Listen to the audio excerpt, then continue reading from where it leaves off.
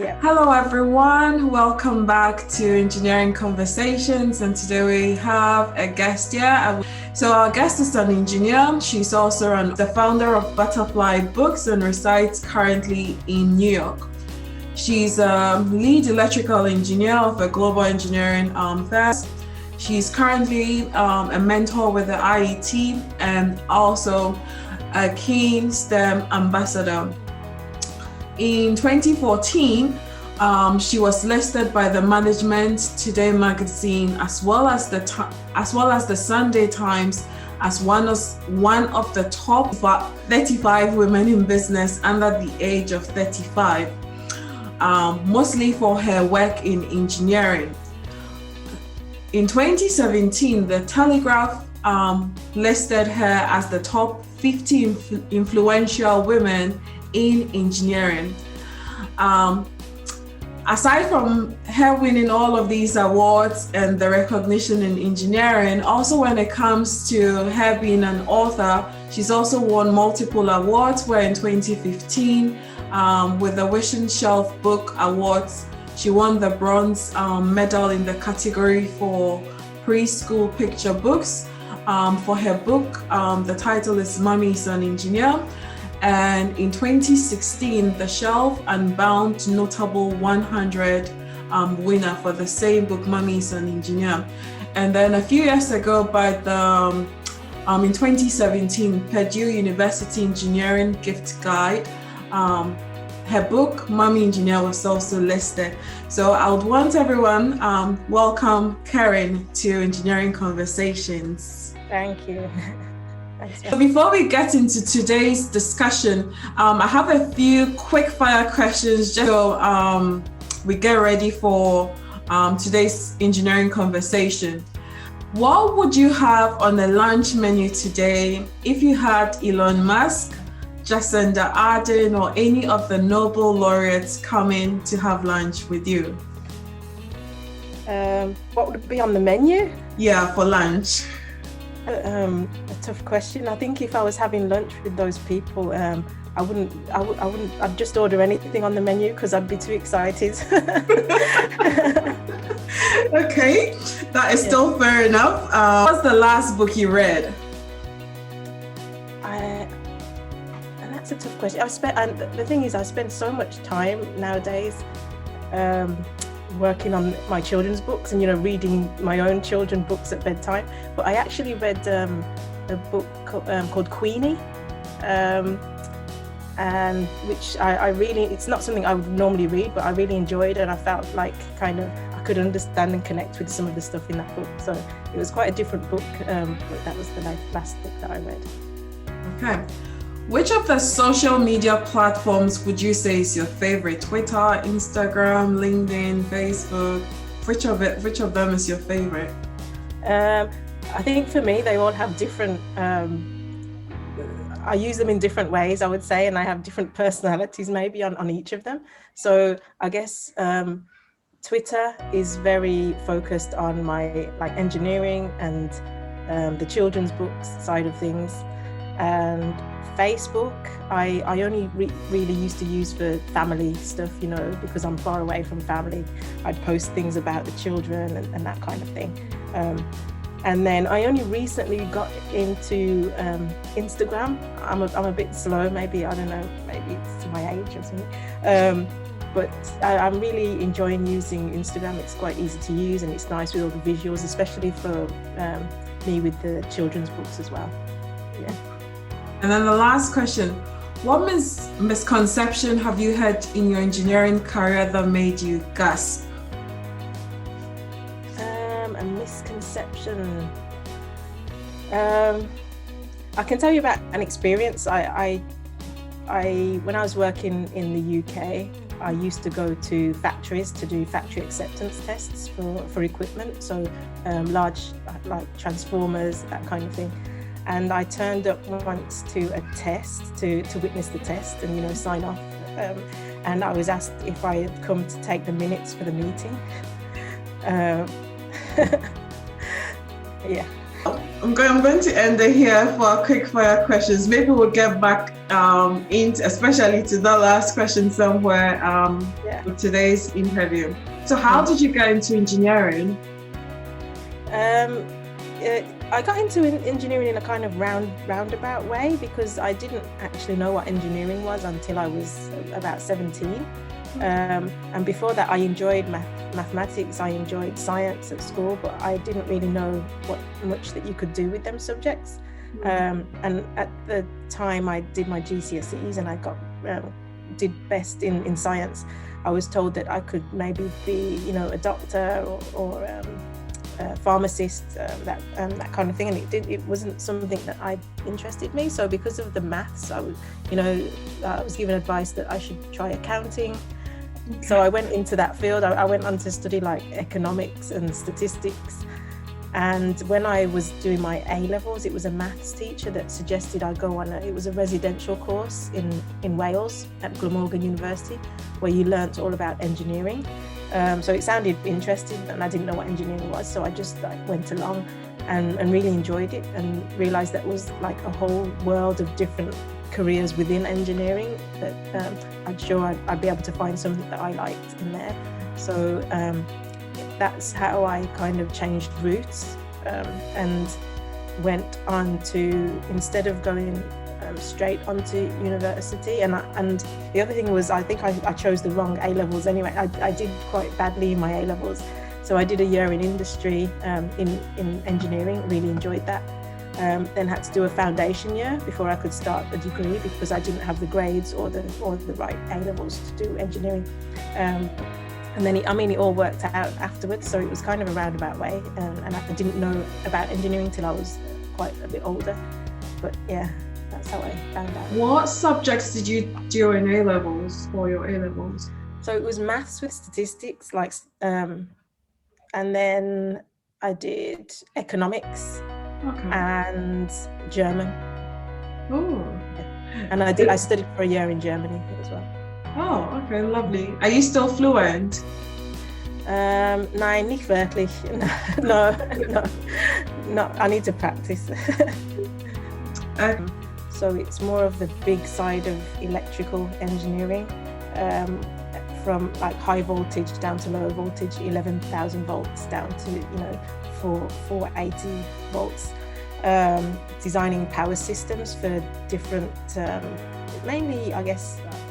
My experience has mainly been, I guess, in on the industrial side.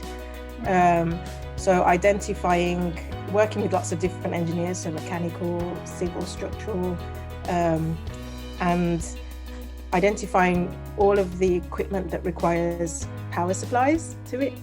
Then we come up with a load list of the requirements, identify for the whole plant what voltages will be needed to feed all of that equipment, and the amount of power required to feed that equipment, and then kind of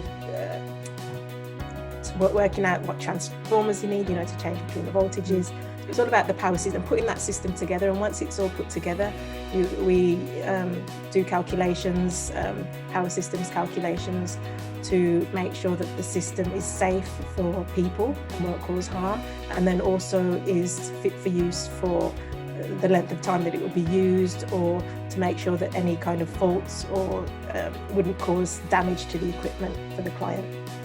Yeah.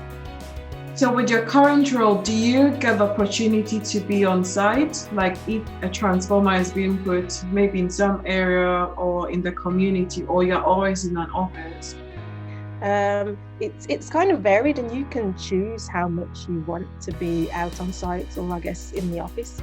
A lot of the work I do, I really like the kind of calculation side of things. So I prefer to be in the office, but I have spent a lot of time on site, and especially in my previous role, I traveled quite a bit around the world, going to equipment tests or working on site where the equipment or the project was being built. So I've spent like 3 months in South Korea working, and then all over Europe, and once I'm now in the US, I've traveled quite a bit around to different plants, and I work more on the design side. So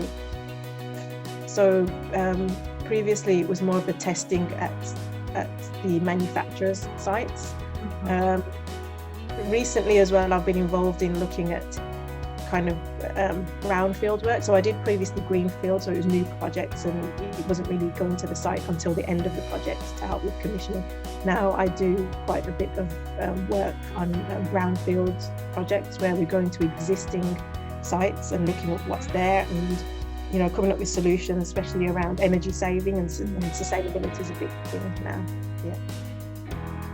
So I guess my next question to you is, how are you transitioning back and forth between engineering and being an author of a children's book? How are you doing that? Yeah, now I think I've kind of managed to almost balance. You can never balance it, right? But when I first started out writing the books, I was struggling with the time. I didn't have children at that time, but it was kind of setting up a new business in effect, because we set up a self-publishing company. And at that same time, I was working in the oil and gas industry. And in fact, the oil price had dropped, and things were quite bad. And I requested to reduce my hours at work, and they were fine with that, just because it was a tricky time anyway.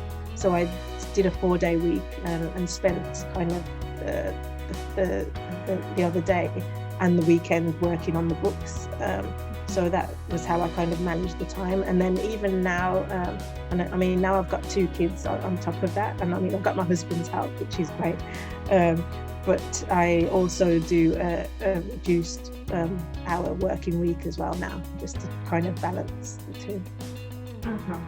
Do you think your engineering background helped you with doing the switch back and forth with being an author and also running a publishing business? Do you think your engineering background helped you with that? Yeah, I think engineering gives you so many skills. And I mean, when you're an engineer, you work with all different types of engineering. You're working on projects, so there's lots of you get involved in the project management side of thing and understand how how things have to be scheduled, on budget, on time, and that kind of thing. Working with all the different stakeholders and trying to work towards an end goal. So I mean, it's very different in terms of the type of work that it is, but the concepts behind it and how to manage things is quite similar, and I think that's helped quite a bit. Yeah. And then where are you getting inspiration for the children's book? The first 3 books that we wrote, the first one was a bit obvious because it was my mum is an engineer, and that was based on my own experiences of being an engineer. And what inspired me at the start was because I was going into schools speaking to children about being an engineer, and realizing all the misconceptions that they had about it, and asking, how can you don't look like an engineer. So the first book was more of a project and a resource that I could have used to take into schools to use, to explain to younger children what engineering is, and something that's more relatable to them.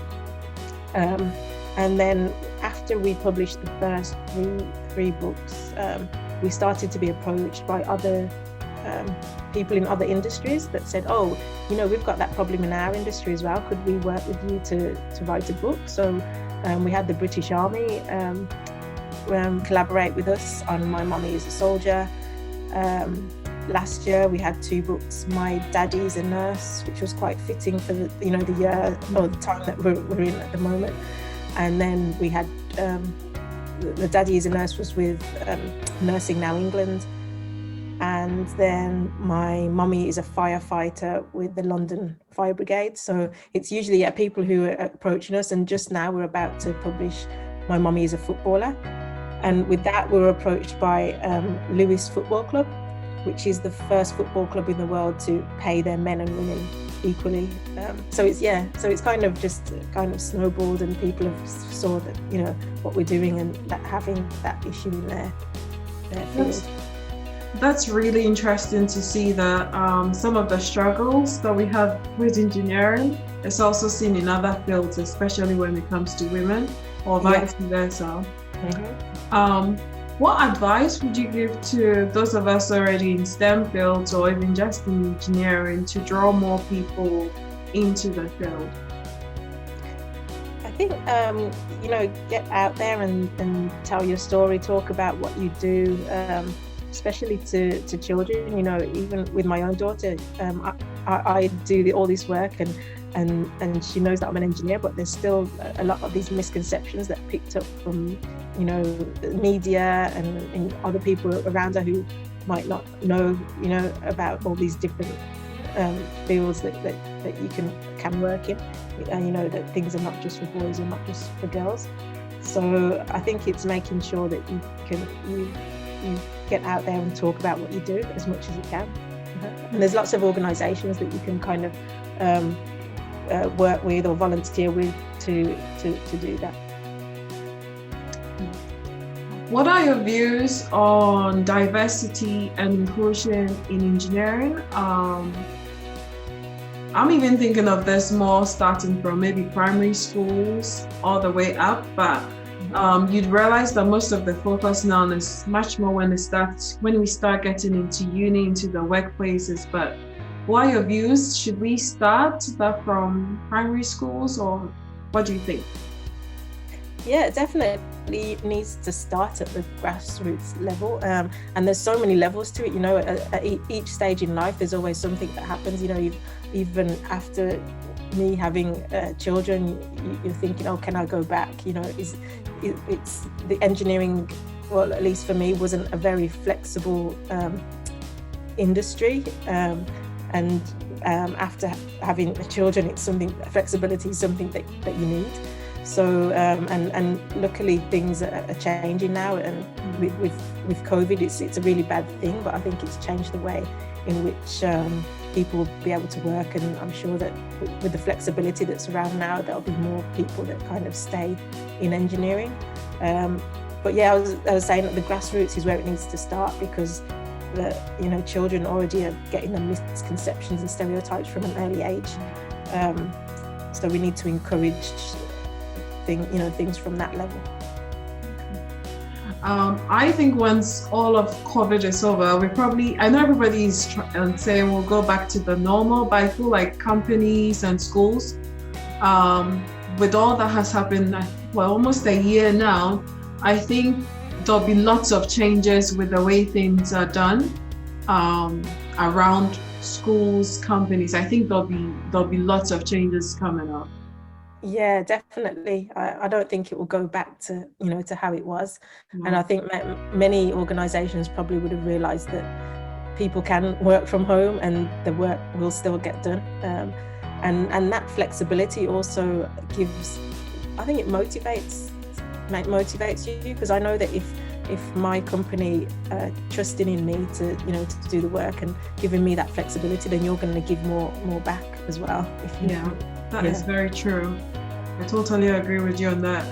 What advice would you give to any young girl, probably in year 11, or probably also in probably during their A level now, who has heard of engineering but really doesn't know much, and they are still wavering whether or not it's a career choice they should pursue? I think just try and connect with people who are working in engineering, different fields of engineering. Ask questions about what they do. Tell them what you enjoy in your study or generally, and see if that's something that they can relate to, and that might relate to some kind of work that you might enjoy in the future. And like companies like the Institution of Engineering and Technology have lots of different kind of courses and programs where you can learn about the different fields of engineering. So that's one route, and there's lots of organizations that do that kind of thing. So I think it's just about speaking to people. So it's that connect, because you asked earlier about what people in engineering can do. So that they need to get out there, and then there'll be someone for the youngsters to speak to and learn. Yeah. How important would you say work-life balance is as a practicing engineer? I don't think there's ever a balance, because things change and priorities change, so that balance and the needs for each, I guess, changes quite regularly, but it is important to have the balance, and especially with me as well, with working on two different things, like my engineering job and the books. It's important to kind of separate the two as well, and make sure you devote the time that you need to each, that you're supposed to, kind of separating the things, and then also when it comes to family as well, switch off from work when you are, and that's a difficult thing to do at the moment with COVID, when I know I've got my 2 workstations set up in there, which is this in the other room, where it's the same area that I'm sort of playing with the kids. So making sure you kind of shut that down, put the phone down, and devote that time. It's a tricky thing to do, but it's important. Okay. So what would people be quite surprised to find you do outside of work, which is probably non-engineering? That people will be like, oh, is that an engineer getting themselves involved in that? What would that thing be for you? For me, it might be dance. I've always danced, since I was 4 years old. Tap dance, ballet dance, Brazilian samba dancing, with all the feathers and that kind of thing. It's my passion, so that's what I've always done. It makes me feel happy. Now I've just got into, a friend has introduced me to hoop, and I think you can see them hoops there at the back. Oh, okay. So I'm doing a bit of hooping. Okay. Yeah. And then what's your last parting advice for anyone that is thinking of engineering? Any parting advice? But there's such a broad range of opportunities within engineering, whatever you're interested in. So it is worth checking out, whatever your background, whatever your grades are, or whatever you're studying. Like I said before, I didn't have the grades or the subjects to do engineering, but now I'm doing it and I really enjoy it. So it's definitely worth checking out. All right, thank you very much, Kerrine, for your time, and then also for sharing your story with us about both engineering and then also being an author of children's books. We do appreciate all your time. We do appreciate your time in sharing your story with us, and hopefully with the audience that's going to watch this will also appreciate that as well. Thank you very much. Thank you.